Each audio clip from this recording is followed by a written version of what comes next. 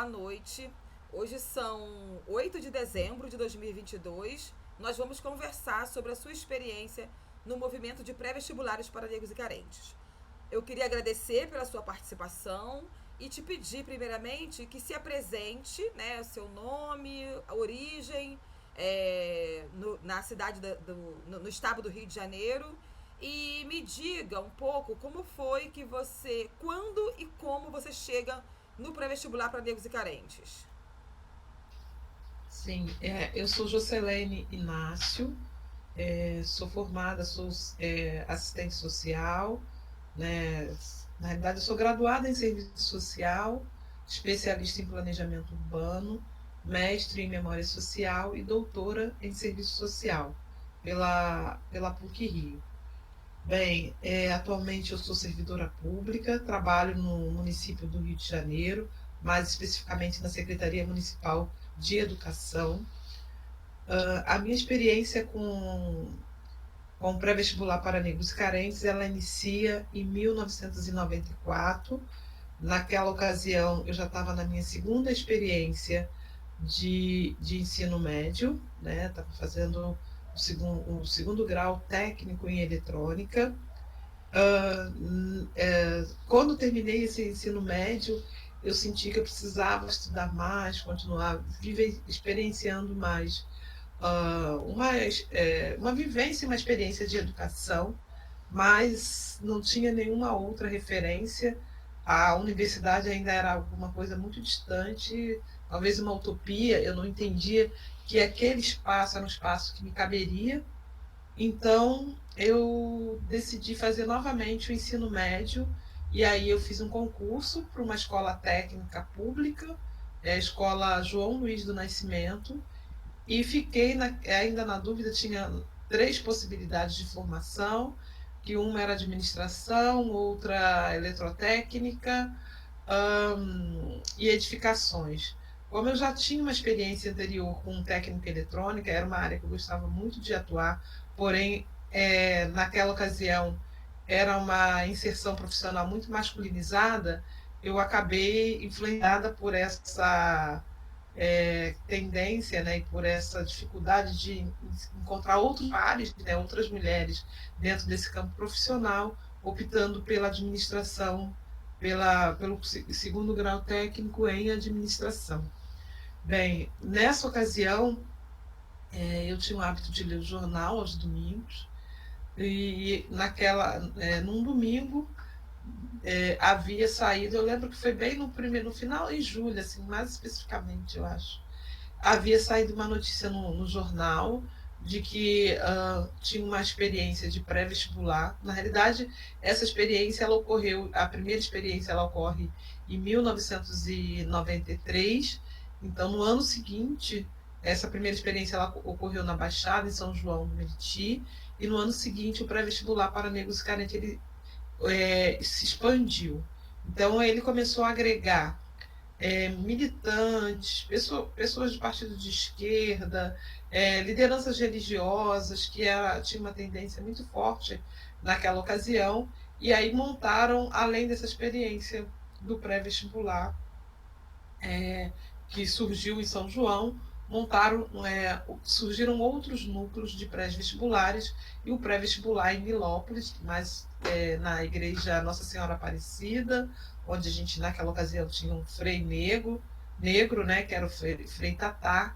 Surgiu lá uma experiência de pré-vestibular para negros e carentes. E saiu um jornal e informava que era o último final de semana, e eu li aquela notícia, fiquei muito entusiasmada, mas um pouco desencorajada, porque eu estava concluindo o meu segundo ensino médio. Então, eu já era sua amiga, né, Maria Cláudia?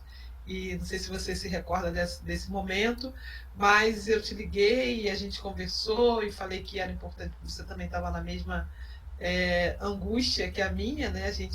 Porque na localidade onde a gente morava, né, que era Baixada Fluminense, eu em Mesquita, naquela ocasião ainda era município de Nova Iguaçu, assim como Maria Cláudia também morava no município de Nova Iguaçu, porque Mesquita se emancipa em 1900 Não, Mesquita se emancipou em 1997. 1997 que Mesquita se emancipa. Mas, naquela ocasião, fazíamos parte do mesmo município. Eu estava em Mesquita, Maria Cláudia em Jardim Nova Era, que era em Nova Iguaçu também, mas num outro território. E aí liguei para Maria Cláudia, a gente conversou bastante, as angústias eram as mesmas, a gente ali já era amiga, já participava do movimento social, participávamos da Juventude Operária Católica, e falei para ela que para mim não daria aquele ano, mas que seria interessante que ela buscasse, porque apesar de ter fechado naquele final de semana, talvez houvesse uma flexibilidade. E assim ela foi até Nilópolis, conseguiu fazer a inscrição e ingressou naquela primeira experiência do pré-vestibular para negros e carentes que estava ocorrendo em Nilópolis. Então, ela ingressou em 94.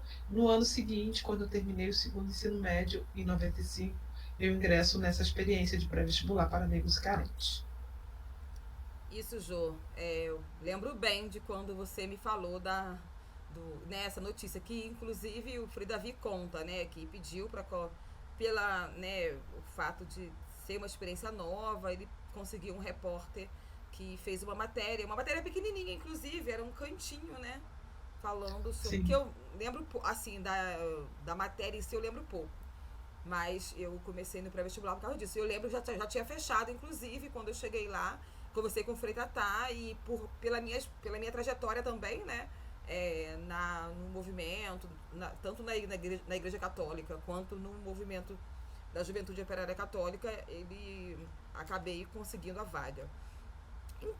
Então você começa a estudar em 95 no núcleo Nossa Senhora Aparecida, né, em Exato, Nilópolis, né, que é no exato. centro de Nilópolis, na Avenida Mirandela. Conta um pouco como foi essa experiência inicial. O que você fazia no pré?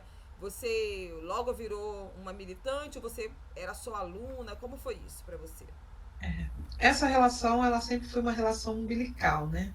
Que o pré-vestibular, ele já naquela ocasião, ele se constituía já se organizava como um movimento social em rede. Então, eu participei quer dizer, o pré-vestibular não foi a minha primeira experiência de movimento social, eu já disse isso anteriormente.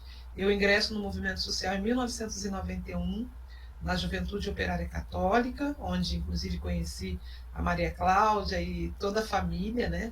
Nós nos conhecemos, nos tornamos família já naquela ocasião. E, bem, aí eu ingresso na experiência do pré-vestibular, então já trazendo uma bagagem do movimento social, que era essa bagagem do movimento operário, do movimento de juventude. E já tinha um pouco também dessa experiência vivida nesse movimento. Então, com esse perfil, não era possível, pelo menos para mim, ingressar na experiência de pré-vestibular e ser apenas aluna, né? Até porque no desenho do pré-vestibular ele já impunha um pouco isso, a gente já discutia isso, né, Cláudia? Então, a gente era sujeitos, né, afetados diretamente por um projeto de educação popular, mas também ajudava na construção desse mesmo movimento. Então, eu era aluna e fazia parte também da coordenação geral do pré-vestibular, ali ajudando, sobretudo, trazendo com essa experiência de ação no campo da educação, quando eu estava ainda na Juventude Operária Católica, então a gente já estava acostumado a fazer grandes eventos para angariar fundos e tudo mais, e a gente precisava muito desse tipo de organização e divisão, porque a gente ingressou numa experiência de pré-vestibular totalmente descapitalizada. Eu lembro que para chegar no pré-vestibular para negros carentes, muitas vezes a gente ia a pé, né, eu sobretudo, né, e mais um grupo de outras colegas do meu bairro. A gente caminhava de Mesquita até Nova Iguaçu, até Nilópolis, a pé, e era uma distância bastante considerável, né? E passava o dia inteiro estudando nesse pré-vestibular na igreja. E a gente não tinha, certamente, era um momento muito diferente do que é hoje. Naquela ocasião a gente não tinha todas essas facilidades de acesso, né? Inclusive não só acesso à universidade, mas acesso ao processo seletivo para ingressar na universidade. Então, fazer atividades que pensasse a organização do pré e também pensasse a organização de meios, né, para conseguir acessar o processo seletivo, que era o vestibular, um processo seletivo caro para a gente, que a gente não tinha recursos, quiçá para chegar no pré-vestibular, ainda mais para pagar uma taxa de inscrição para concorrer à universidade, né? E até porque geralmente a gente não concorria a uma única universidade, então cada universidade tinha uma taxa. Então a gente não tinha esse recurso, então a gente fazia aí uma movimentação gigantesca, desde pedágio, festas, rifas, almoços e atividades para conseguir alcançar. Porque estudar era só um dos desafios, né? Tinham outros desafios que se colocavam para a gente nessa ocasião, que era sobretudo esse desafio financeiro. E, bem, então foi assim. Então eu sempre participei do pré-vestibular nesta condição, na condição de aluna e na condição de coordenação de pré-vestibular e de referência, de discussão, tanto no ponto de vista da organização financeira, como também trazendo e ajudando na mobilização de pessoas para trabalhar com a gente na disciplina de cultura e cidadania, até em função dessa grande inserção no movimento popular anterior. Então, Jô, me conta um pouco mais essa coisa cotidiana do pré-vestibular, né? Porque uma coisa é o núcleo em que você estuda e a intenção desse núcleo, né, a estrutura que ele tem, como outros núcleos, de aprovar pessoas para o vestibular. E uma outra coisa é o movimento social pré-vestibular para negros e carentes, em que em rede, né, no passar do tempo, vão acontecendo coisas que vão tornando esse movimento, vai ganhando uma amplitude. Eu queria te ouvir um pouco mais sobre a sua experiência cotidiana e como que você chega nesse movimento maior. Você começa em Nilópolis você foi aluna. Durante quanto tempo? Depois, quando você participa da coordenação do pré-vestibular, da coordenação local, você participa da coordenação geral, que cargos você assume? Por exemplo, se você assumiu na coordenação local, na geral, você participou de outros prés, você conheceu outros pré-vestibulares? Como foi isso para você? Sim, então, de fato, né, ingressar no pré-vestibular, talvez a gente não tivesse, né, os prepulsores do pré-vestibular não tivesse que ele iria se redimensionar no formato que ocorreu, né? Então, eu não sei se todos sabem, o pré-vestibular para negros e carentes, ele nasce, né, né, de um processo de discussão de um grupo de religiosos negros e indígenas, que é o GRENI, do qual o Frei Davi fazia parte, e nesse núcleo se discute a importância, né, após inclusive o resultado de uma pesquisa onde apontava que apenas menos de 5% das pessoas que ocupavam os bancos das universidades eram pessoas pretas e pardas, ou seja, eram pessoas negras. Então, nessa discussão, o movimento, né, do GRENI, que é um grupo de religiosos negros e indígenas, apontaram como uma das experiências para reverter esse quadro seria cunhar dentro do Rio, Grande Rio, mas sobretudo na Baixada Fluminense, uma experiência de educação popular que pudesse ajudar a reduzir, né, a corrigir essa diferença. Então, aí surge o pré-vestibular para negros carentes, e eu sou fruto desse processo, né, desse movimento, e uma vez que eu ingresso em 1995, né, 1995 no pré-vestibular, eu ajudo a formar outras experiências, né? Eu começo como aluna, então eu estudei ainda, somente estudei e fiz parte da coordenação. Na realidade, eu fazia um pouco de tudo, né? Eu acho que ali a gente aproveitava todas as habilidades que cada um de nós trazia. Nós não chegamos ali vazia, né? Mas ali também nos agregou uma discussão que era muito importante ser feita, que apesar de fazer parte do movimento social, ainda discutia essa questão racial de maneira muito superficial. né? Então, no pré-vestibular para negros e carentes, a gente entende que não bastava apenas ser negras e acessar alguns lugares, mas que era necessário que a gente engrossasse, que a gente impulsionasse a partir dali uma luta, né, pautada nessa discussão. Por quê? Porque o racismo ele é o núcleo duro da desigualdade no mundo, né? Então, ter essa compreensão nos ajudava a pensar a nossa própria existência como sujeitos negros dentro de diferentes processos, né? Dentro de toda a nossa trajetória, desde o nosso nascimento, a nossa relação com o vizinho, as nossas relações com famílias, com amigos, com a questão da afetividade, porque tudo isso estava atravessado pela questão racial. Então, ter essa a compreensão e amadurecimento, o pré-vestibular ele ajuda muito nesse sentido. Então, eu começo em 95, ingresso na universidade, eu fiz em 95, e no ano, não passei no primeiro vestibular, mas no segundo vestibular eu passei para duas universidades, eu passei para a UF de Campos e passei para a PUC Rio. Ocorre que eu cheguei inclusive a me matricular na UF de Campos, mas não tinha estrutura, naquela ocasião ainda não tinha de maneira possível, né? Ainda não era possível morar, não tinha estrutura, não tinha alojamento, não tinha, quer dizer, eu não tinha condições econômicas para ir estudar em Campos, que é interior do estado. E eu até cheguei a pensar em Campos como uma possibilidade, porque eu estava muito dentro do movimento social e ficava um pouco com medo de que isso fosse prejudicar nesse processo de inserção na educação. Então eu escolhi Campos pensando, bem, eu vou poder me ausentar pelo menos nos dias que eu estiver na universidade, e aí, estando distante, o movimento social não vai interferir nesse processo de formação.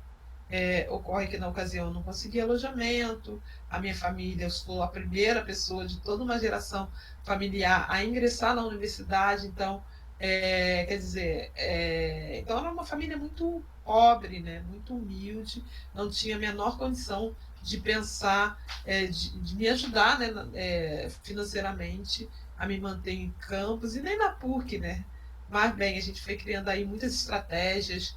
Então, quando eu ingresso na PUC, né, e morando em Mesquita e estudando na Gávea, né, também foi um outro desafio, porque a Gávea é praticamente quase pelo menos umas 3 horas de trânsito até chegar de Mesquita a Gávea. E aí não conta só com a questão financeira, né, para o pagamento custear as passagens, mas tem também a questão da alimentação nesse período. A universidade ela tem uma demanda financeira que é livros, que é xerox, que é computador, né? Então, assim, naquela ocasião já tinha, né? Com menos estrutura do que temos hoje, mas de qualquer maneira, isso tudo foi colocado como uma das barreiras para conseguir alcançar da melhor maneira. Então, eu ingresso na universidade em 97 e em 98 eu estava no terceiro período e já ingresso também na minha primeira experiência profissional no campo do qual eu estava me formando. E essa experiência, ela veio em função dessa minha outra articulação com a rede dos movimentos sociais. Então surge uma vaga, eu tinha ido para uma comemoração, uma data comemorativa da JOC, no encontro de antigos militantes, lá no SEDAC, né? E lá no quadro do SEDAC, de novo, eu com esse meu olhar curioso para as coisas, de ler, de entender tudo ao mesmo tempo, eu olhei para o quadro e havia lá uma divulgação de uma vaga para trabalhar como num programa de desenvolvimento econômico local em comunidades de baixa renda. E aí eu começo a buscar essa experiência, né? Naquela ocasião, no terceiro período, eu estava também iniciando com bolsa de apoio técnico, estava começando a iniciar, mas no mesmo momento surgiu. Ou seja, eu passei 1 ano e meio na universidade com muitas dificuldades financeiras, literalmente comendo o pão que o diabo amassou com os pés, né, vendendo cartão, vendendo roupa, fazendo muitas coisas para poder conseguir chegar à universidade, e quando chega a oportunidade, ela chega juntos, né? Que era uma bolsa de apoio técnico, na realidade, naquela ocasião surgiram duas, inclusive, e mais esse anúncio que eu vi no quadro do SEDAC, que era precisando de pessoas para ingressar na experiência do Programa de Desenvolvimento Econômico Local. Aí eu me candidatei, tive que abrir mão do apoio técnico, porque não daria para fazer as duas coisas ao mesmo tempo. E aí eu comecei essa minha primeira experiência no Programa de Desenvolvimento Econômico Local em comunidade de baixa renda, na favela do Cantagalo, que é na zona sul do Rio. Então, inicio nessa experiência do pré-vestibular, a partir, né, não como técnica, mas como, quer dizer, na realidade não era nem inicialmente como estagiária, era essa oportunidade, ela veio em função da minha experiência com a militância na Baixada. Então, nesse mesmo momento, né, quer dizer, eu ingresso em 97, 98, né, segundo semestre de 98, nessa experiência profissional, e consigo também alcançar uma outra oportunidade, que era uma vaga na residência universitária feminina, era a RUF. Então, eu saio de Mesquita e passo a habitar nos dois endereços, né? Então eu consigo uma oportunidade, uma vaga para ser para morar nessa residência universitária feminina, na URCA. Então eu passo a morar em Mesquita nos finais de semana e morar na URCA durante a semana. Então eu saía de casa na segunda de manhã, ia para a PUC, ficava na PUC, depois eu ia à noite, eu ia para essa residência na URCA, ficava lá a semana toda até sexta-feira. Sexta-feira também eu saía direto da universidade e voltava para Mesquita. Então eu fiquei nesse círculo, né, com uma experiência profissional recente no Programa de Desenvolvimento Econômico Local e com uma experiência nova de moradia, que era nessa residência universitária feminina. E isso acabou dificultando essa relação que eu mantive com o pré-vestibular até então, porque aí eu imagino, eu morava em Mesquita e na URCA, que são dois lugares bem distantes um do outro, e estudava na Gávea. Então, como essa experiência profissional, ela pressupunha uma organização, uma mobilização e uma articulação comunitária com algumas favelas da cidade do Rio de Janeiro. Então, iniciei com Cantagalo, mas peguei Vidigal, trabalhei na Rocinha, trabalhei no Complexo do Acari, nessa experiência de trabalho, a última que eu trabalhei foi o Jacarezinho. Então, essa minha experiência profissional, de uma certa maneira, ela se relaciona, né, com a experiência acadêmica, que é uma experiência de articulação e mobilização comunitária.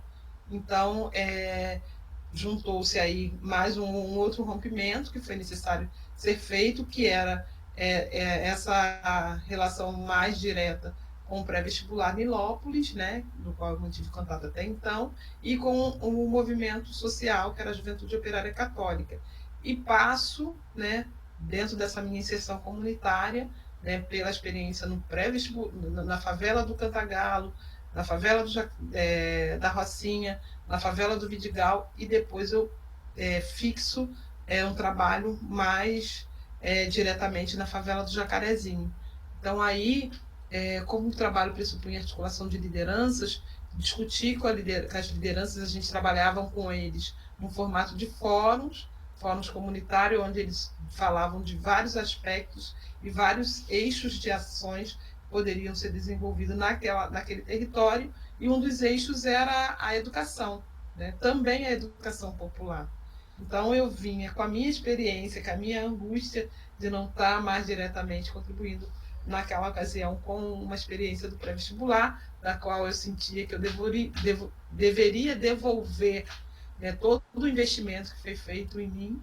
E aí eu discuto com as lideranças, né, que já apontavam também a importância de ter uma experiência de educação popular dentro da comunidade, da favela do Jacarezinho, e aí a gente organiza ali, a partir dessa minha inserção, converso com algumas lideranças dos pré-vestibulares populares, pré-vestibular da Maré, pré-vestibular, o próprio pré-vestibular para negros e carentes. Levei vários colegas, né, de diferentes núcleos para poder fazer essa discussão com eles, e a gente inaugura lá a primeira experiência de pré-vestibular para negros e carentes dentro da favela do Jacarezinho em 2000, né?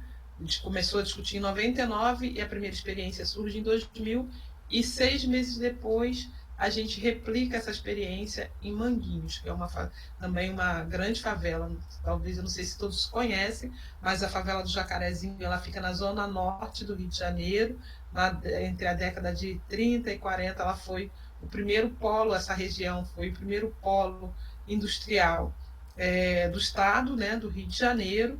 Então, ela é uma favela com perfil operário. Muitas pessoas que residem lá e que foram residir nessa localidade, elas vinham em função dos diferentes empregos que eram oferecidos, né, das fábricas, das grandes fábricas e empregos que eram oferecidos nessa região, e acabava constituindo moradias.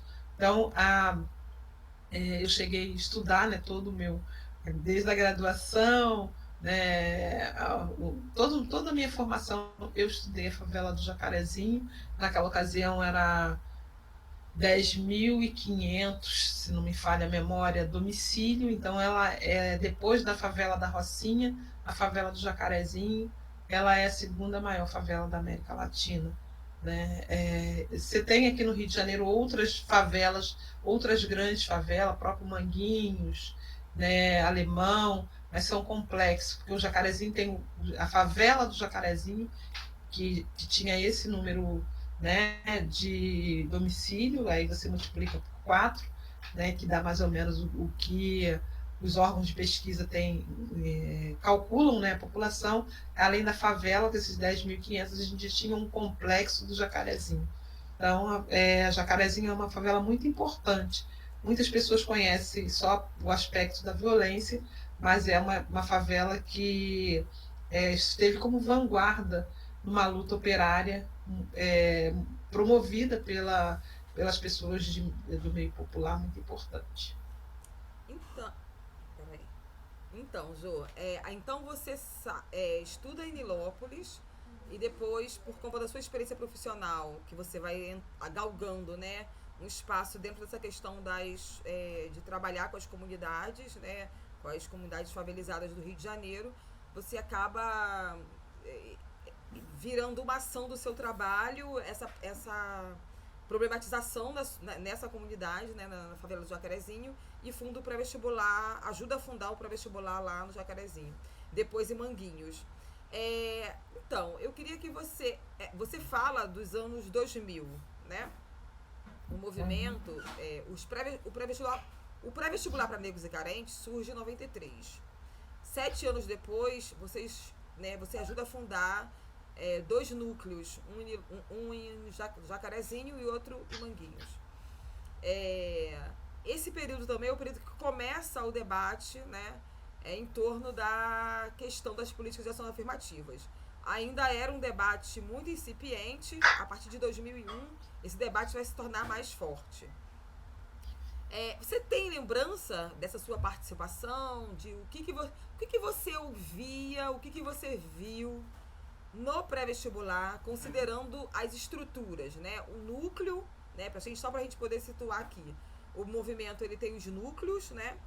Ele tem a Assembleia Geral, em que todas as pessoas que fazem parte dos núcleos podem participar, e elas acontecem de 3 em 3 meses. Tem o Conselho Geral, em que você tem 2 representantes por núcleo, que se encontram uma vez por mês para discutir as problemáticas, né, as questões que envolvem cotidianamente o movimento, e são deliberações do movimento. E tinha também a Secretaria-Geral, né, que era um órgão indicado geralmente nas assembleias. Como você, Jocilene, o que você lembra desse momento sobre ações afirmativas? Conforme eu havia comentado, né, entender e discutir essa questão racial era um elemento muito novo para a gente, né? A gente estava se descobrindo outros territórios, outros debates, né? A gente estava começando a se entender mais como sujeitos, né? Nessa nossa relação mais ampla.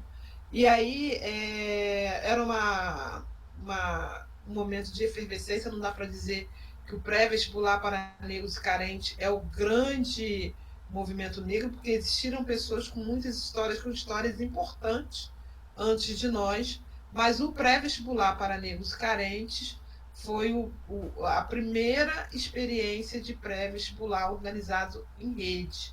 Né? Então, se tinha experiências na Bahia, se tinha Mangueiras Vestibular, a primeira experiência de educação popular nesse formato, que já havia ocorrido lá em 1964, em São Gonçalo, que é o segundo maior município do estado do Rio de Janeiro.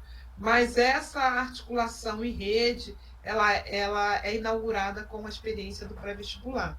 Então, isso é muito importante, a gente marcar esse ponto, né? E um outro elemento é que o pré-vestibular ele pressupunha que a própria juventude que usufruía, né, que participava, que se enganjava, que conseguia aprovação nas universidades, ajudasse na estruturação desse movimento. Então, a gente começa daí a ter conflitos, né, que era natural, pessoas saíram de lugares de formação, de famílias tão diferentes, vivendo problemáticas tão diferentes, mas é bom também que a gente fale da forma que a gente celebrava, né, esse momento. Então, eu falei um pouco da experiência para angariar fundos do pré-vestibular Nilópolis, mas a gente começou não a gente, né, mas o pré-vestibular como um todo começou cada um dos seus lugares fazendo mobilizações diferentes e que também haviam mobilizações que trabalhavam essa perspectiva no âmbito mais coletivo, mais em rede, que era a experiência de fazer, lembro da festa do sinal, né, que eram famosas, né, da festa da beleza negra, de muita discussão que vinham tudo em torno dessa direção e que também, externo ao pré-vestibular, né, os movimentos sociais também estavam pegando essa questão como um recorte, que foi muito importante. Então, eu participei, né, quando entrei era aluna e coordenação do pré. Quando eu ingresso na universidade, eu vou ajudo na formatação dessa experiência do pré-vestibular para negros carentes na favela do Jacarezinho e Manguinhos. Eu ajudo na formação de quadro, no processo seletivo de professores, na extensão dessa experiência que acaba acontecendo também em Manguinhos. Ajudo, né, tem um papel importante em linkar essa experiência do pré-vestibular para negros e carentes, tanto da favela do Jacarezinho como de Manguinhos. Por quê? Porque a gente sabe que essa discussão racial ela é uma discussão que resguardou muitos problemas, muitos aspectos, né, que era justamente esses aspectos de pensar, porque assim, as pessoas elas queriam chegar na universidade de qualquer jeito, mas para além de chegar na universidade, para vestibular ele era uma proposta popular de ingresso e permanência na universidade, mas sobretudo de mudança de mentalidade, de criação e de inovação de proposta do enfrentamento do racismo. Então, muitos sabiam que eram pobres, mas para além da pobreza existia esse lado perverso, né, que nos atravessava, que era a questão do racismo. Então, assim, com alguns perfis, né, no caso da favela do Jacarezinho, você tinha muitas pessoas que vinham de diferentes regiões do país, né, cearenses, de outros, né, lugares da Paraíba, e que tinha uma outra compreensão dessa. Não estou dizendo que todas as pessoas tinham essa mesma compreensão, mas que ainda era um conflito um pouco maior, né, essa discussão racial. Por quê? Porque ali você tinha também os traços fenótipos, né? Eu sou uma mulher negra, uma mulher preta, então a minha identidade racial eu não tenho condições de negociar, né? Agora, quando você vem, né, de outras identidades, você carrega outras identidades, né? Você tem essa questão da miscigenação, da tonalidade da pele. Em muitos momentos, as pessoas que tinham a pele mais clara, elas se compreendiam melhores do que nós, que tinham a pele mais retinta. Então, isso foi um grande debate também. Então, se entender como negro ou como não negro, mas se inserir na luta a partir daí, foi um obstáculo e um desafio que a gente trabalhou por anos, né? Na experiência do pré-vestibular Jacarezinho, por exemplo, que perdurou aproximadamente 10 a 11 anos, até que se fosse compreendido de maneira mais ampla, que a gente não estava falando da preta Jo, da preta Maria Cláudia, mas a gente estava falando da população negra de forma geral, e que cada um tinha que assumir uma responsabilidade com esta questão. Mas então, mas você consegue, assim, fora da instância de Manguinhos e de Jacarezinho, me contar um pouco essa experiência a partir dos anos 2000, fora dos núcleos, né? Fora de Jacarezinho e Manguinhos, quando o debate das cotas começa no Rio de Janeiro. Você tem alguma inserção, alguma participação? Sim, com certeza. Né? Fazia parte da coordenação geral do pré-vestibular para negros e carentes, ajudava, porque a gente foi aí ingressando com outras lutas, né? Uma delas foi a luta para que todas as pessoas do pré-vestibular tivessem isenção das taxas, porque a gente não podia pagar. E conseguir estudar, né, mobilizar pessoas para estar nos núcleos, não só no Jacarezinho como em Manguinhos, a gente, com todos os desafios, a gente foi conseguindo. Mas tinha uma outra barreira, que era a barreira do acesso, né? Que era você poder se inscrever no pré-vestibular, ter recursos para se inscrever no pré-vestibular, no caso de muitas pessoas que não conseguiam inserção. Então, aí houve uma articulação muito importante, né, do movimento dos pré-vestibulares, a gente ingressou, né, tivemos apoio aí bem importante do Frei Davi, que ajudou a mobilizar alguns técnicos, né? Por exemplo, a gente tinha um advogado que Creto, se me falha a memória, o nome dele, Isso, e Cleto.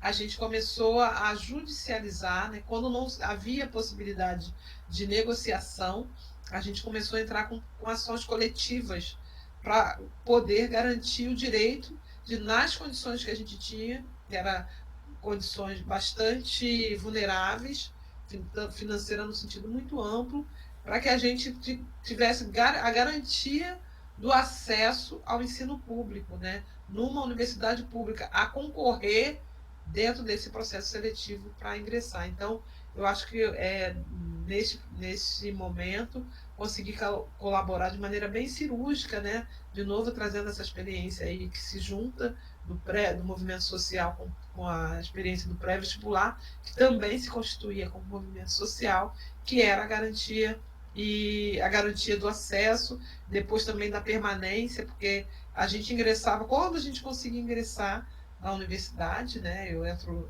2 anos depois do ingresso no vestibular, a gente tinha um outro processo que era a questão de recursos para passagem, manutenção, xerox, senão a gente precisou continuar se articulando e lutando para garantir essa permanência. Então, a gente fazia reuniões periódicas, eu sempre representava o pré-vestibular, e aí eram diferentes lugares, né? Porque a gente fazia questão de que essas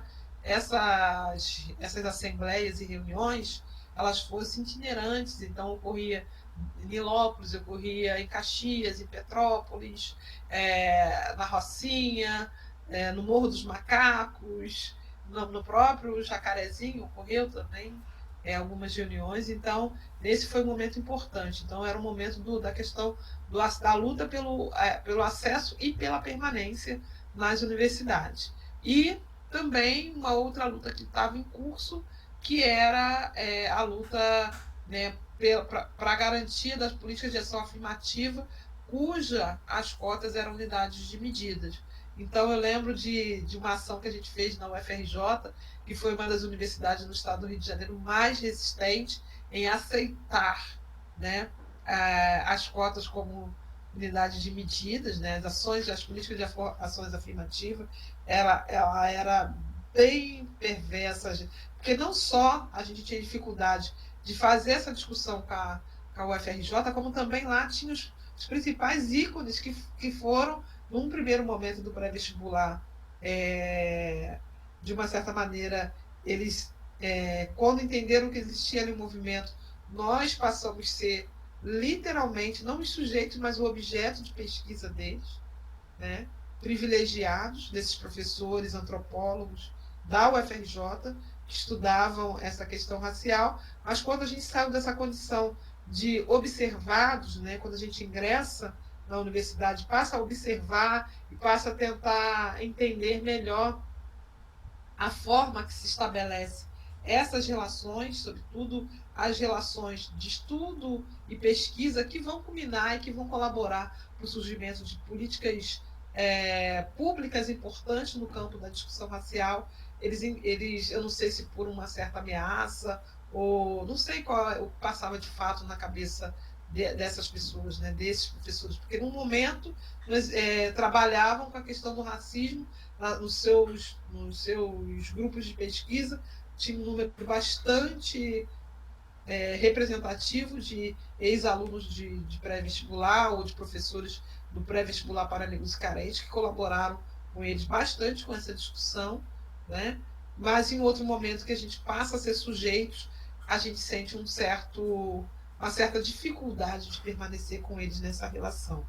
Por quê? Porque aí a gente traz, né, não só uma prática e um olhar acadêmico, mas um olhar da nossa experiência. Né? Esse nosso lugar da experiência, ele nos insere na universidade de maneira diferenciada, inclusive deles. Porque somos pessoas que viemos do meio popular e que podemos falar não só conceitualmente sobre a pobreza, sobre a questão racial, sobre a mobilidade dos transportes, sobre vários outros assuntos, sobre a construção, né, de moradias, sobretudo moradias populares, porque a gente teve que aprender na prática.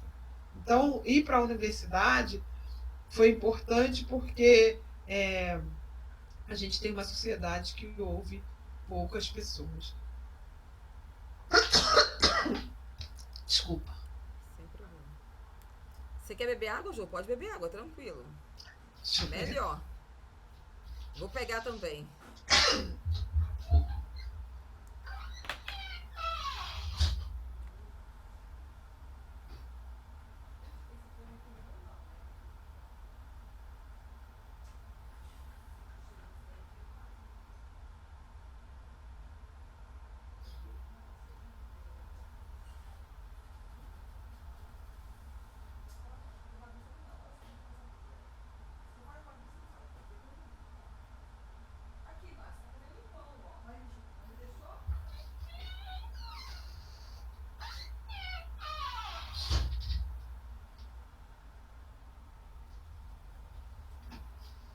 Chegamos juntos.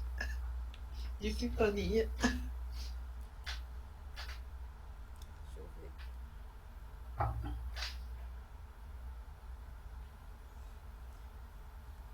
Eu esqueci de pegar a água também.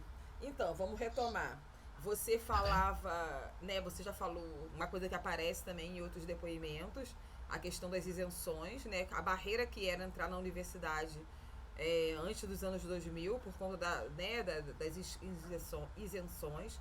Você trouxe também a fala sobre a questão da permanência, né? Então, a dificuldade que era, então, você entra, mas como se mantém, e também eu já ouvi isso em outras falas, especialmente o pessoal que estudou na PUC, contando como foi o processo de aos poucos, né?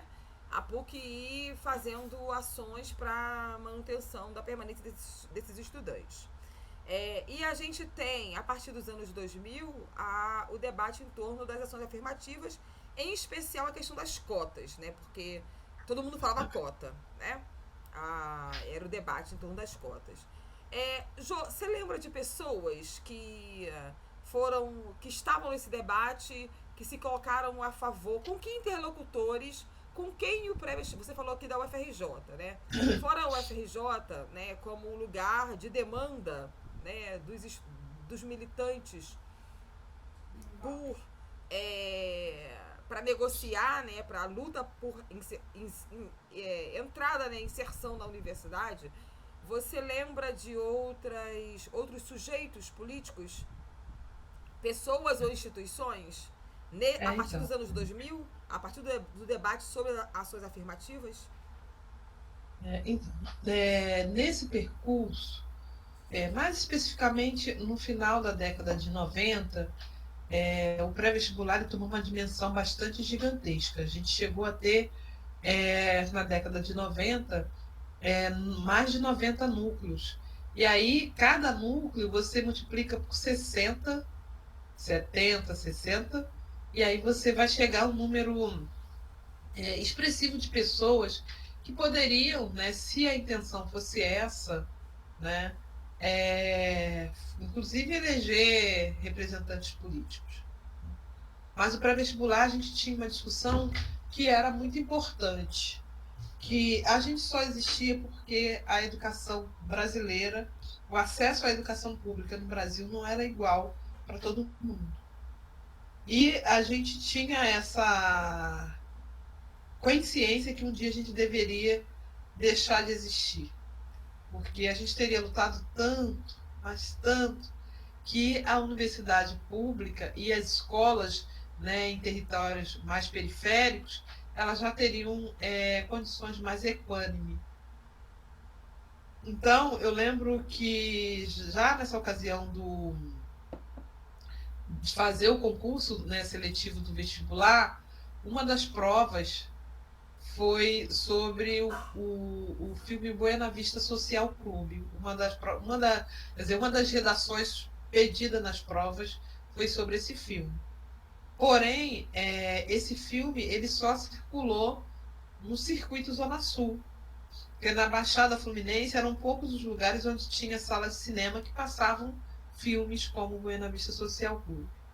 Então, ali, para a gente foi um gatilho, né? Foi um elemento que nos fez perceber que, além, né, desta questão do ingresso e da permanência, era importante pensar o que mais a gente deveria combater. E para isso a gente teve muitos parceiros, muitos mesmo. Né? A própria PUC, né, o reitor lá, o professor Augusto Sampaio, na PUC, a professora Luiz Helena, no Serviço Social, o Departamento de Serviço Social. A gente teve também, né, uma participação muito importante numa articulação em rede com o professor da UNB, José Jorge Carvalho, que ajudou, né, na realidade, a UNB ela foi foi a primeira universidade federal a instituir o programa de ações afirmativas, né, foi uma luta do movimento negro lá de Brasília, cujo professor José Jorge também ajudou na sistematização e na proposição dentro da universidade, ele teve uma participação muito importante. Né? Algumas pessoas colocam críticas, mas a gente também há de convir que, mesmo com todos os avanços, naquela ocasião tinha alguns espaços que a gente, na condição de negros, oriundos do movimento popular, periféricos, a gente tinha espaços que a gente não alcançava, estão tamanha que, se hoje a gente tem muitas barreiras, naquele momento ainda era pior.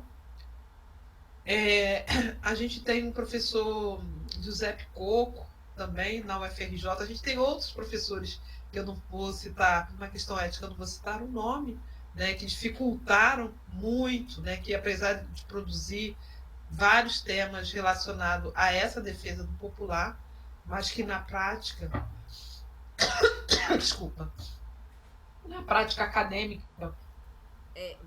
A gente sabe que a UERJ é a primeira instituição, né, estadual, aqui, lá no Rio de Janeiro, estou falando da Bahia, falando de Salvador, aí no Rio de Janeiro que vai instituir política de ações afirmativas. E a UNEB, né, que é aqui na Bahia, a primeira, né, a UERJ, ela vai fazer isso a partir de uma ação da Assembleia Legislativa, né, são os deputados, um deputado que vai propor e vai instar a universidade a botar, né, ação afirmativa, claro que precisa de toda a gestão para fazer isso, e a UNEB parte do próprio corpo dirigente, né? Aham. Professores e a gestão da universidade. É, você teve alguma participação nesse momento da UERJ? Conheceu pessoas que tiveram? Como foi isso para você? Sim, nessa luta, a gente fez, além dos fóruns locais, né, dentro do próprio Estado, a gente articulou também o Encontro Nacional de Pré-Vestibulares Populares. Né? Então, teve a primeira experiência, que foi pelo professor Carmo, lá em Santa Catarina, e né, que vinha em conta um pouco com o que ele também estava estudando naquela ocasião. E a segunda experiência, quem mobilizou fomos nós, Coordenação Geral do Pré-Vestibular para Negros e Carentes, e quem coordenou esse processo foi eu e o Alexandre Nascimento, e tivemos um apoio muito grande do Labtec, que é um laboratório de pesquisa coordenado pelo professor Giuseppe Coco, é, na realidade, Gerardo Silva, próprio Frederic Monnier, que funcionava na UFRJ, então eles deram um suporte à estrutura, né, telefone, espaço para que a gente pudesse articular, a estrutura necessária para a articulação do segundo Encontro Nacional de Pré-Vestibulares Populares, né? A UERJ também ajudou, do ponto de vista sediou esse encontro, né, a abertura desse encontro, o encontro aconteceu lá em Moquetá, que também foi o espaço de formação de líderes da Baixada forneceu o espaço físico para que o encontro ocorresse lá. A gente fez a abertura na UERJ e o evento em si aconteceu no final de semana, a abertura foi numa sexta, sábado e domingo aconteceu na Baixada em Moquetá. Então a gente teve Desculpa te interromper, mas você lembra o ano que foi esse encontro? O dia, tem alguma lembrança? E de estados que participaram fora o estado do Rio de Janeiro?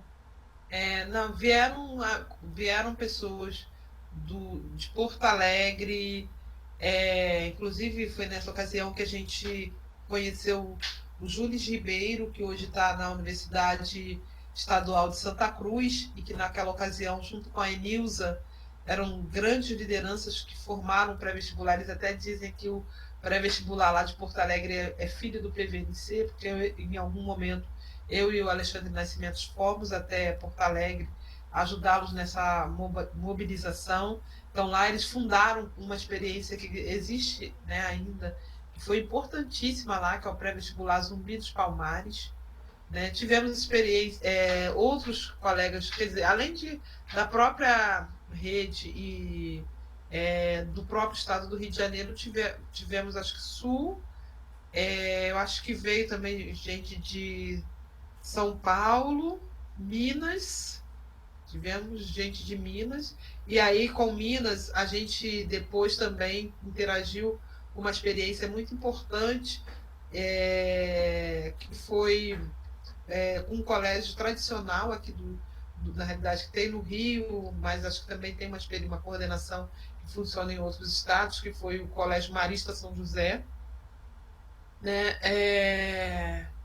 Vieram pessoas, deixa eu ver, Minas, Espírito Santo, isso, eu não lembro de todos, eu não sei dessa data com detalhe, eu ainda tenho o encarte desse evento, depois eu posso te encaminhar, mas também foi um momento muito importante, porque ali a gente teve a dimensão de que o pré-vestibular para negros e carentes era uma das poucas experiências que se articulavam em rede, uma rede muito ampla, e numa relação institucional importante com a PUC, porque existem PUCs, né? Pontifícia Universidade Católica, em outros estados, mas a PUC Rio, ela, naquela ocasião, era a única universidade que oferecia 100% de bolsa. Num primeiro momento, a negociação dessas bolsas era feita junto com o Frei Davi, porque o Frei Davi era um religioso e era a referência deles dentro do movimento dos pré-vestibulares, mas quando surge em 90 98, 99, os primeiros conflitos nessa relação, né, na relação do pré-vestibular para negros e carentes, com essa necessidade que a sociedade tem de eleger entre um grupo muito amplo de lideranças, eles querem eleger um messias, né, um único líder, porque isso também, de uma certa maneira, enfraquece, porque se você tem um único, a gente vive num país que matam as lideranças, e se essa liderança morre, como que se cunha outra liderança? Então, o pré-vestibular, ele era totalmente, desconstruía, né, essa orientação, então todo mundo tinha uma liderança importante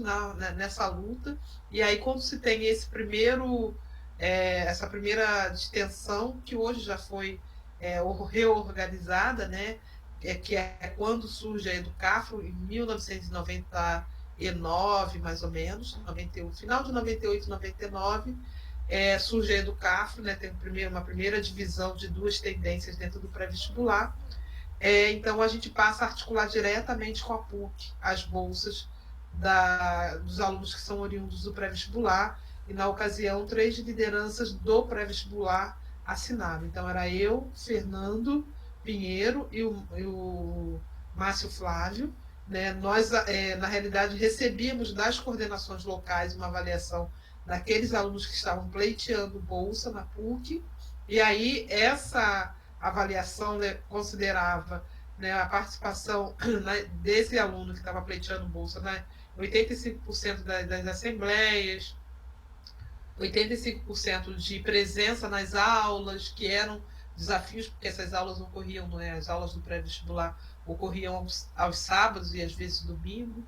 Então, tinha que ter uma participação tanto como aluno, mas também como alguém que colaborasse para o fortalecimento da ação dos pré-vestibulares. Então, a gente era a pessoa que assinava o documento que possibilitava esse aluno indicado pela sua coordenação local 100% de bolsa. Bem, eu acho que nesse momento o pré-vestibular ele vai tendo redimensionando as suas experiências, e que não se encerra aí, né?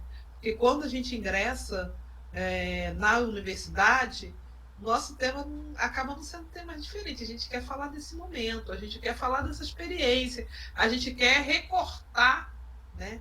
A gente quer direcionar as nossas lentes para entender esse fenômeno que foi o pré-vestibular. Não que foi, que é, né? Porque a gente ainda tem algumas poucas, mas tem algumas experiências.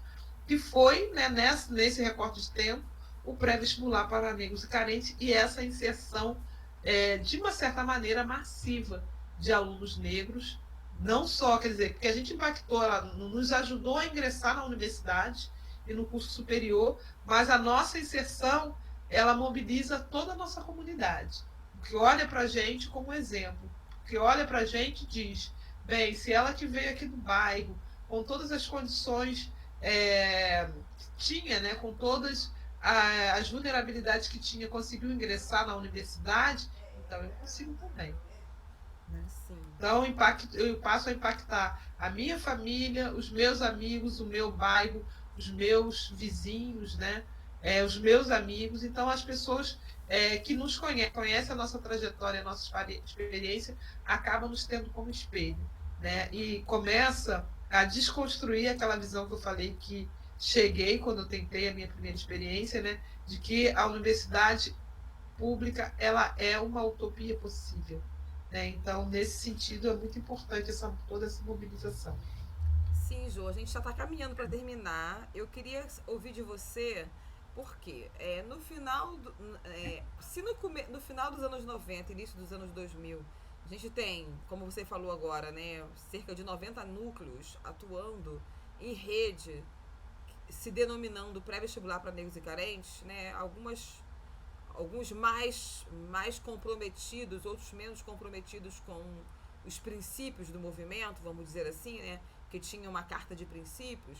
A partir dos anos 2000, especialmente a partir dos anos 2000, dos anos 2000, a gente vai ter um conjunto de elementos que vão ao mesmo tempo dar uma projeção para o movimento nacionalmente. Você falou agora do Encontro Nacional de Pré-Vestibulares Populares, que é sediado no Rio de Janeiro, Você não lembra a data, né? Mas depois a gente pode ver isso.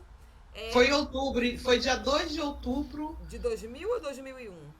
de 2000, eu 2000. acho. Foi 2000. Sim, então, se a gente tem esse encontro mas ao mesmo tempo, no decorrer desses próximos anos, a gente vai ter uma diminuição gradativa do número de núcleos, né? Concomitantemente, a gente tem a entrada das políticas de ação afirmativas. E não só das cotas, aí eu estou incluindo como política de ação afirmativa, por exemplo, o Reúne, né? O ProUni, desculpa, o Programa Universidade para Todos. A gente pode também olhar para o acesso à universidade via Enem como um processo de unificação dos vestibulares, e aí você tem então menos gastos, né, com a inserção, com a entrada, fora que você faz uma prova só. Eu queria te ouvir para finalizar. Como você avalia, que reflexão que você faz do movimento para essa diminuição dos núcleos e o fim dessa rede, né? A gente vai ter um movimento o articulador político vai continuar existindo algum tempo, mas a estrutura de rede de movimento social, ela vai acabar. Como você hoje, anos depois, né, alguns anos depois, como uma ex-militante, como você avalia isso? Então, de um lado, eu acabei esquecendo de falar de alguns outros nomes que também foram importantes, né, de estudos que super apoiaram, né, toda essa nossa movimentação. Porque, por exemplo, a gente teve o Ricardo Henriques, né, que naquela ocasião estava no IPEA, e o IPEA produziram estudos importantes que justamente reforçavam essa nossa fala, né? Na ocasião, o Ricardo Henriques, ele apoiava, né, a política de ação afirmativa e dizia que era importante esse Estado fazer um investimento em vários outros campos, porque a gente já tinha até ali provado que o que impedia, né, que estudantes negros chegassem à universidade era o racismo. Então, a gente foi criando estratégia para romper essa barreira. Uma parte dela havia se rompido, porque o fato das pessoas acreditarem que a universidade era um espaço possível, as pessoas pretas, pardas, pobres, era um espaço possível, já era, de uma certa maneira, uma bandeira alcançada.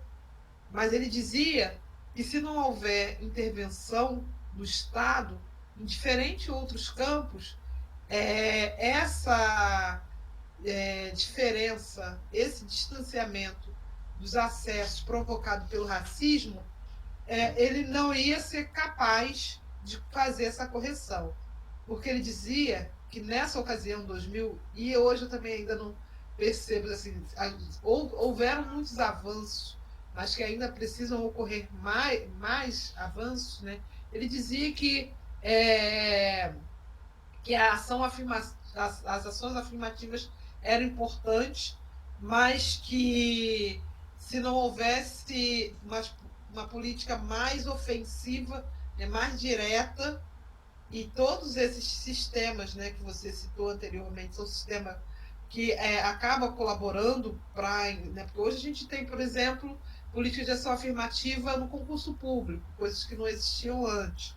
Mas a gente precisa aprofundar mais, né? Conforme falei, eu tenho doutorado, sou graduada, especialista, mestre, tenho doutorado, todo o meu estudo ele está dentro da área do que eu trabalho, mas eu ganho muito menos do que chego a ganhar 3 vezes menos do que uma pessoa que só tem a graduação, mas ela tem o cargo dentro de uma estrutura pública como legado, porque a mãe foi, porque seus antepassados foram, e o caminho para essas pessoas continua sendo mais fáceis. Então aí se confirma, né, uma preocupação que o Ricardo Henriques tinha, onde ele diz que se não houvesse, além das políticas afirmativas, uma intervenção do Estado mais efetiva, mais cirúrgica, que a gente ia avançar, né, alguns pretos e pardos, e, né, algumas pessoas negras iam avançar, mas essa diferença entre negros, né, e brancos na inserção social, estariam representadas por duas paralelas que nunca iam se encontrar, né? Por quê? Porque ainda que nós, eu, você e vários outros amigos, né, tenham conseguido chegar à universidade, tenham conseguido ir praticamente ao topo, né, daquilo que se entende como formação, a gente ainda representa simbolicamente um sujeito que está fora do seu lugar, né? Que, né, como pais, né, eu discuto porque a gente tem amigos, né, mesmo amigos que estão na luta que a gente, o pai é universitário, então não tem como comparar, né, um estudante cujo pai é universitário com uma estudante como eu, como você, né? Minha mãe era servente, né, auxiliar de serviços gerais hoje de escola, você, né, com a mãe doméstica, então assim os tipos de inserção que os nossos pais, os nossos familiares podem nos proporcionar é muito limitado com relação a todas as pessoas que vêm tradicionalmente, e não necessariamente por competência ou por mérito, né? Ou por ter estudado. Porque eu vejo pessoas que ganham 3 vezes mais do que eu, só têm graduação e tem muito mais limitações para pensar o processo de trabalho, né? Porque se hoje eu estou na Secretaria Municipal de Educação, me incomoda muito mais a incompetência da educação do município, da educação brasileira, do que essa pessoa. Por quê? Porque eu falo de um lugar, eu nem gosto da palavra lugar de fala, eu gosto do lugar da experiência. Porque, além da vivência acadêmica, eu tenho uma experiência, né, de dificuldades que essas pessoas que hoje ocupam cargo de gestão pública não têm. Então, a minha sensibilidade para aquele menino que cometeu um ato infracional e não está sendo atendido pelo Estado da maneira que ele deveria estar é muito diferente. A minha sensibilidade para aquela criança e adolescente que sofre violência e violação dos seus direitos é muito diferente, né? Então, assim, são processos que esse Estado vai precisar repensar se ele de fato, né, quer ver esse racismo, né, e todos os seus efeitos, né, se modificarem na prática. Porque a gente ainda vive uma experiência muito racista. Agora, como assistente social e vinda dessa experiência, estou junto com outros colegas formando o coletivo Azoilda Loreto Trindade, que ainda é um grupo de estudo, de diálogo entre assistentes sociais negras que não ocupam posição de decisão e de poder dentro da estrutura da assistência social.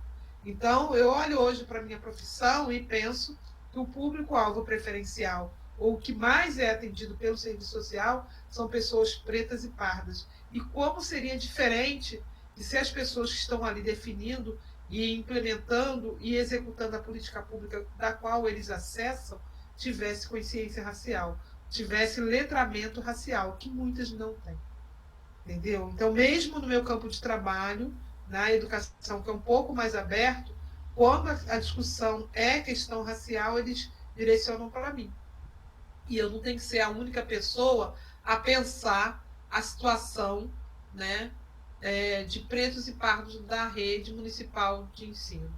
Mesmo hoje, o município do Rio, ele criou uma gerência específica dentro da educação para discutir essa questão racial, mas que essa gerência, né, para além de ter à frente pessoas negras, eu acho que ainda falta sensibilidade para pensar isso de maneira mais ampla. Né? Porque não basta eu ser preta, eu ser uma mulher negra e assumir um cargo porque eu sou uma mulher preta, eu sou uma mulher negra. Eu tenho que mostrar que, para além da minha condição técnica, né, de favorecer, né, justamente nessa direção das perguntas que você tem feito, né, favorecer para que a educação brasileira seja menos açoitada, porque hoje a gente vive uma educação pública açoitada, que oprime as crianças negras dentro da rede, que dificultam, que se deprimem, que se cortam, que são abusadas pelas suas famílias, que são violentadas pelo Estado, né? Eu tenho que estar nesse lugar e eu preciso fazer a diferença nesse lugar. Então, eu acho que o seu trabalho é um trabalho muito importante. Poder dizer isso é um prazer, né? Porque essa minha lente, ela me permite ver coisas com olhos de ver, né? Com olhos de que essas pessoas que não falam desse lugar da experiência talvez consigam alcançar. Sim. Então, acho que é isso, Jô. Eu te agradeço imensamente pela participação. Eu vou mandar para você uma autorização, tá bom? Porque, Tá como eu bom, pode disse, mandar. a gente está fazendo um arquivo de áudio, né, e audiovisual no repositório da UFRJ, com trajetórias, né, de pessoas que passaram pelo pré-vestibular para negros e carentes, e para que essa memória não se perca, tá bom? Porque a Tá gente, certo. né, tem que guardar. Eu queria falar mais uma coisinha só para Por fechar. favor. E é isso, né? O movimento social, na realidade, eu não sei se eu diria que ele termina, né? O movimento dos pré-vestibulares, porque muitos de nós que saíram e que viveram essa experiência continuam influenciando, né, dentro dessa temática da questão racial nos seus lugares, de outros lugares. Talvez agora seja necessário, porque hoje a gente não, eu não vou dizer nem que seja falência dos movimentos sociais, mas hoje a gente viveu uma história, né? Esses nossos últimos 4 anos provou que muitos direitos que a gente alcançou ficou para trás. Então, talvez a gente tenha que se rearticular dentro de uma rede e pensar esse campo, né? Que é o campo da atuação profissional, que é o campo da formação que já está avançado, mas eu vejo assim, outros, né, outros professores, outros. Conheço aí uma rede de universidades que a gente precisa, talvez, articular, pensar um momento, né, mas um momento de diálogo presencial e pessoal. Né? Como talvez essa sua pesquisa ela pode ser o ponto de partida para isso. Como eu posso colocar a Maria Cláudia, que está na UNB, para conversar com a Georgina, que está na UFPEL, para conversar com outras pessoas que estão em outros, Canúbia, que está lá na universidade, lá em Vitória de Conquista, com o Júlio, que está em Santa Cruz, com outros, com a Carol, que está em Porto Alegre, com a Adriana, com a Vitória, né? Vitória Zaú, que está em Minas. Como que, para além da gente ter comum, né, uma relação de amizade, como que a gente pode constituir-se enquanto potência para fazer a transformação que precisa ser feita. Né? Nós, enquanto mulheres negras, fazer também os homens negros que estão aí nos diferentes lugares, porque a gente tem que afinar, né, esse campo de luta, que é uma luta pelo trabalho, é uma luta por relações melhores entre negros, mas a gente também tem que pensar como que a gente pode colocar como um projeto de vida, né? Porque hoje a gente está aí, né? Estamos em novembro, em plena discussão, né? Aí da seleção, né? Mas a gente tem, né? O próprio esporte tem trazido questões raciais gravíssimas que ainda não estão curadas, mas a gente precisa olhar para além da situação individual do Vinícius Júnior, mas a gente precisa pensar também o que é aquele corpo Vinícius Júnior e toda uma parte representativa da seleção brasileira, composta por muitos negros, mas todos negros que olham para a mulher negra como um troféu. Né? Então, pensar a questão racial, a gente vai dar a ela uma dimensão mais ampla quando a gente tiver amadurecimento, quando a sociedade tiver amadurecimento para entender que o fato dos jogadores, né, se relacionar, na sua grande maioria, com mulheres brancas, é efeito do racismo. O fato, essa semana discuti com a Diáspora Black, com a Anistia, a questão do racismo ambiental. Então, quando você tem um efeito estufa, né, e você tem chuvas, né, todo um desgovernamento climático, quem são mais atingidos são as pessoas que moram em condições mais vulneráveis. É óbvio que quando você pensa Petrópolis, tiveram muitas mansões, residências que foram atingidas pela questão da chuva, mas as pessoas negras que foram ali atingidas, elas não têm rede familiar que possa dar o suporte que elas precisam. Então a gente conseguiu chegar na universidade, deu um passo importante nessa discussão racial, mas tem outras questões que a gente precisa ainda afinar. E a gente vai precisar fazer isso.